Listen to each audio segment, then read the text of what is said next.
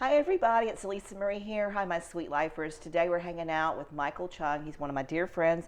He's an author of this book, and there's many more books we'll be showcasing on the show. But this book today, just in time for Easter, guys, Easter's just right around the corner, is the Lessons from Jesus' Final 10 Days, The Last King of Israel. Thank you so much for being here. I'm so honored to be here. It's such a great pleasure to meet you and to meet, the viewers. The viewers. It's such an honor to be here, and just with all that's going on in our country, for me as an Asian American to be on here is just a privilege. Well, you are just welcome all the time, and your family, and you know that. So I'm glad to have you here today. Tell me about this book. Tell me how this came to be. Well, that's a great question. I never planned to write that book.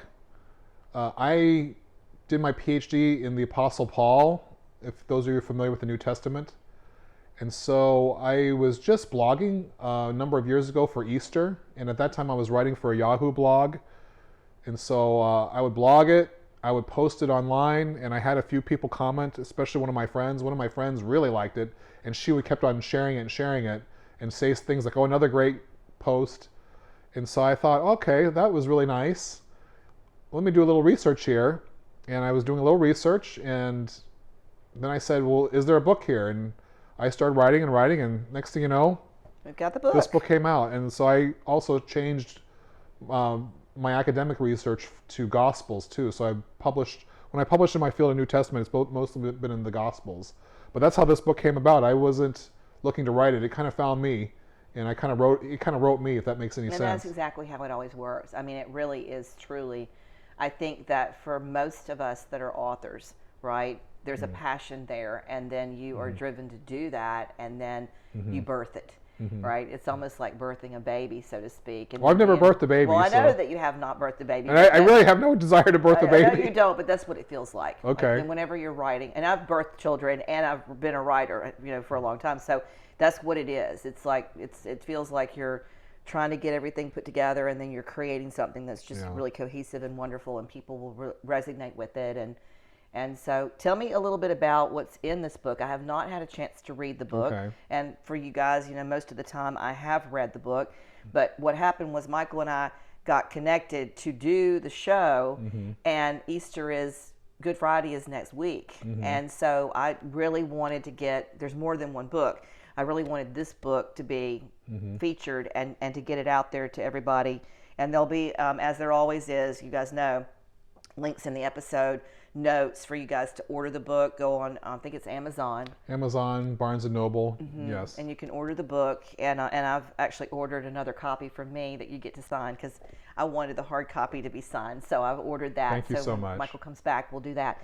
But yeah, tell me kind of, if you can, in a little bit of a nutshell, kind of all about, because this is a really important time for people to study Jesus, to understand his life. And Father Andrew, my priest, actually preached last Sunday about us showing the world what Jesus is like through our lives to others, and our service to others, and sharing our gifts with others. And that's what this show is all about, is me sharing people that I know that are passionate and are doing wonderful things in the world, and sharing that with the world, so they can find you, and they can be inspired by you, and be touched by you, and also through my gifts that I'm sharing on the other playlists on the channel. So yeah, tell me a little bit about it. Tell me about it. Well, thank you. When we talk about Easter, we often think about, well, tomorrow happens to be Palm Sunday. Today's a Saturday. So Palm Sunday is pretty popular in the church. Maundy Thursday, the night of the Last Supper, and when Jesus washes the feet, is popular. Of course, Good Friday is the big one. And then Easter Sunday is the big one. And what I wanted to do was show that these 10 days was more than just those days. That actually, about 1,991 years ago today, Jesus was actually getting ready to eat a great feast, believe it or not. So tomorrow we celebrate Palm Sunday, but today, literally 1,991 years ago, Jesus was about ready to eat a meal that was prepared by Mary and Martha. See, Jesus yesterday on Friday, 1 week before Good Friday, he was traveling to Bethany. In Bethany, he had very close friends, Mary, Martha, and Lazarus, and he stayed at their house during the week of Passover. He's getting ready for Passover. You have to celebrate Passover in Jerusalem. And so he's staying with them in Bethany. Bethany's about a 2-mile walk around there to Jerusalem. So it's not super close, Right. but close enough. Right. And so I wanted this book to see that Easter was just more than these few days. There's a 10-day period that we have significant lessons to learn each day. So today would have been the second day of my book, because tomorrow will be day 3, and that would be the Palm Sunday. But today, Jesus is actually celebrating a Sabbath, because the Jewish people, Jesus would have celebrated the Sabbath on a Friday, sundown to Saturday sundown. So right now, he would be resting. I mean, he's probably just hanging out with people. It's not like they sit around and sleep all day. They really they're just not doing what they're normally doing. Food is already prepared. And so right now what Jesus is probably doing is just talking to people. And tonight, if you look at John chapter 12, you'll see that there's a big feast that Martha's preparing for Jesus' honor. So that's really the gist of this book, is there's just so many more days and so many more lessons we can learn from these 10 days. Not just, Good Friday and Easter Sunday, and some traditions Maundy, Thursday. I think you said priest, so typically your traditions will do better at the Holy Week. But even Holy Week, usually you don't encompass today. Usually for you, Holy Week starts tomorrow. That's correct. But really, it should start Friday, because that's when Friday Jesus is traveling to Bethany. So that's really what I want to do with the book, is to show these last 10 days were very significant in Jesus' life. And so this year, because we're still in the situation with COVID, Father Andrew and the bishops and all the people in the Episcopal Church don't feel it's comfortable to do the foot washing service. So we're not going to be able to do that. But we will have Palm Sunday, and typically that is done outdoors anyway. Okay. And so that will happen tomorrow. And it'll also happen virtually. And then on Thursday, there'll be a service, but there won't be the foot washing. Okay. And there won't be the normal traditional ways that we honor and observe the Stations of the Cross. It'll be done a little bit differently. And then, of course, there'll be Easter Sunday service, and there'll be something at church on Good Friday as well. So it's altered and changed because of the situation we're currently in, but hopefully next year it'll go back to normal, and we'll all do our usual stuff that we're used to. It will be. We're gonna see some big changes soon as the vaccines roll out. So yeah, it's just big. I mean, there's been a lot of people during this time that have transformed because of being able to have an opportunity to sit still.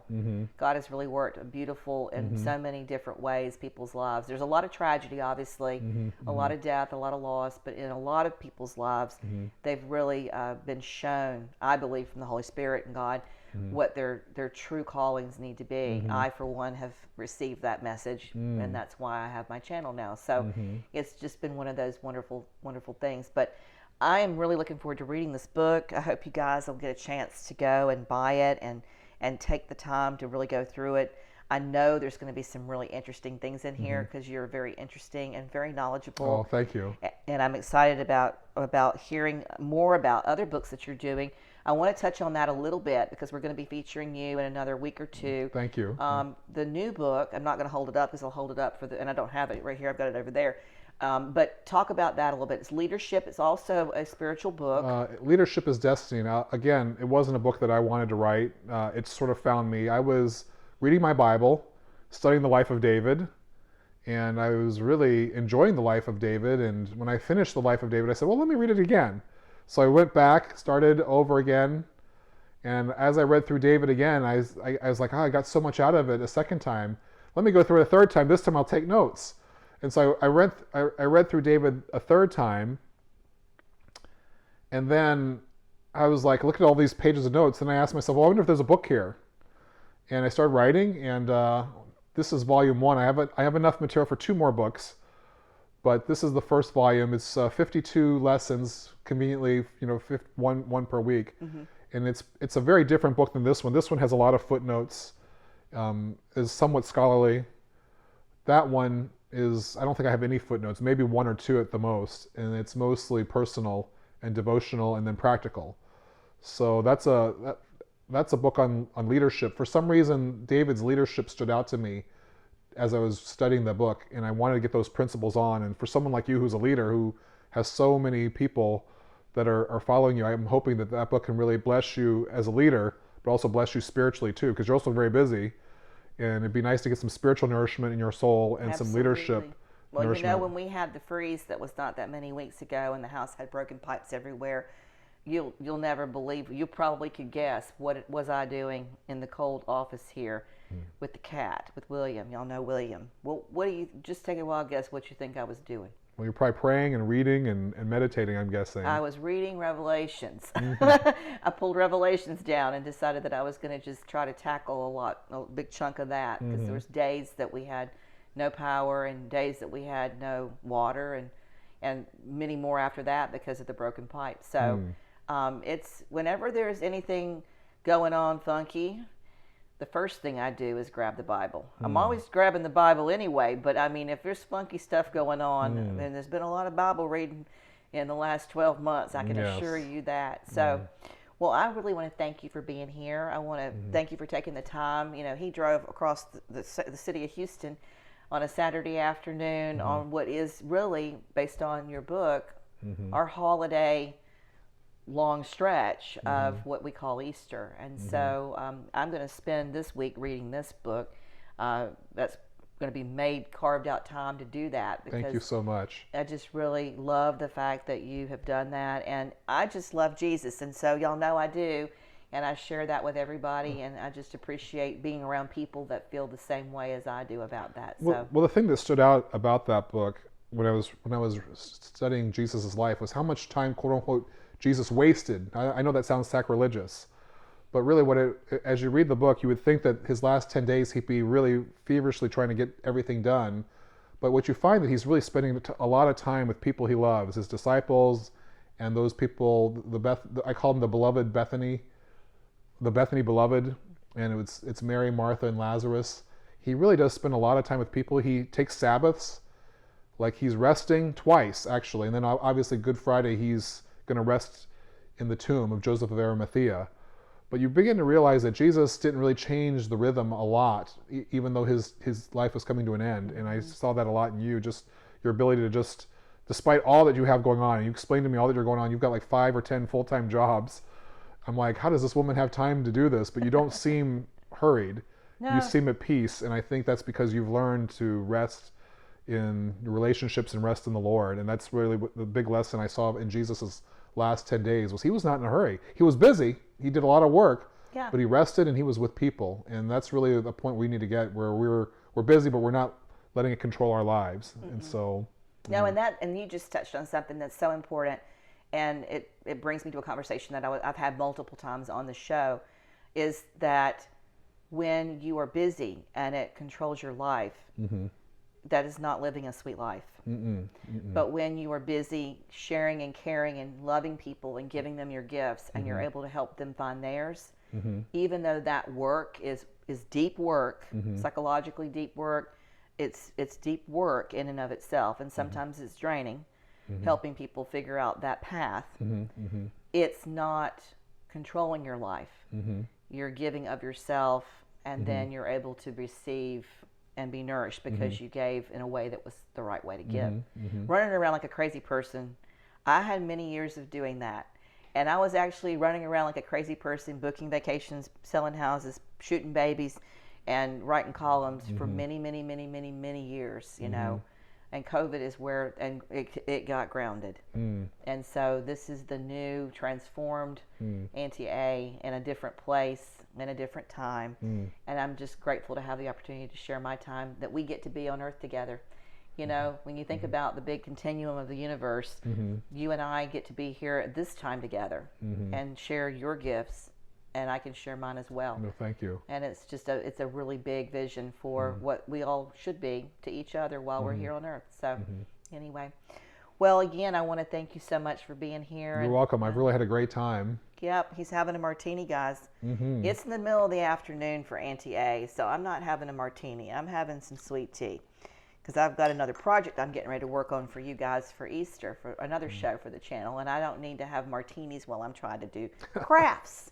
Crafts and martinis don't go together very well for me. So anyway, if you guys have found any value, please do me a favor and like and share. Don't forget to ring the bell and check the episodes so that you can get information on how to get this wonderful book. And please do get it and read it. The Last King of Israel, Micheal Chung. Thank you for being here. You're welcome. I've really enjoyed it. Thank you so much. All right, we'll see you soon. Take care.